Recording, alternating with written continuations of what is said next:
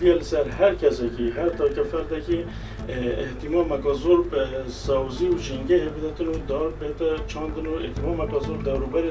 هم ناف ماله و در ماله احتمام مکازور به کسکاتی بدتن چون که جیان به جنگه چرامانا خونی نه او ویانا مروی گل ولات مروی نفسی تشت بیا ویان گل جنگه جی حبیدن او جنگه جیانا هر انسان که حتی که کسی که یه جنگه بگیره دویا اگر او جنگه نبیدن مروف جی ناجیدن بدی بیا ارکه که سملی همی کسی که ام پشتوان بین گل شاروانی هەنێک کەسان هەیە کە تشتە خۆن و یاخۆت نابێ بە فەڕێدان بەڵکو دەبێ ژینکەکەمان بپارێزین لەبەرەوەی ژینکەکەمان چۆن ئێمە دڵخۆشەکە لەم شارە گەورەیە لە هەرێمی کوردستانە بەڵکو ئێمەش ئەبێ خۆشەویستی بۆم خاکە بسپێرین.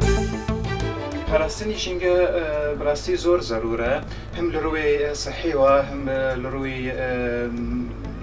نەفسیش ینی کە مەسەلەن ئێستا کە پیاسی بکرد لە کۆڵانێکی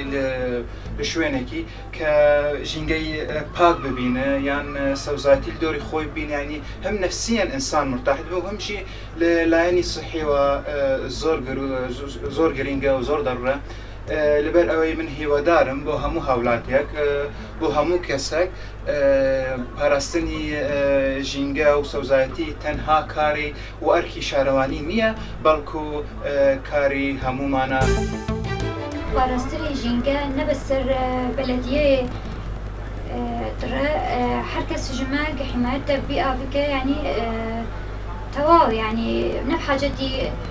بەلەدیەنێک حیفاظ سەر بکە.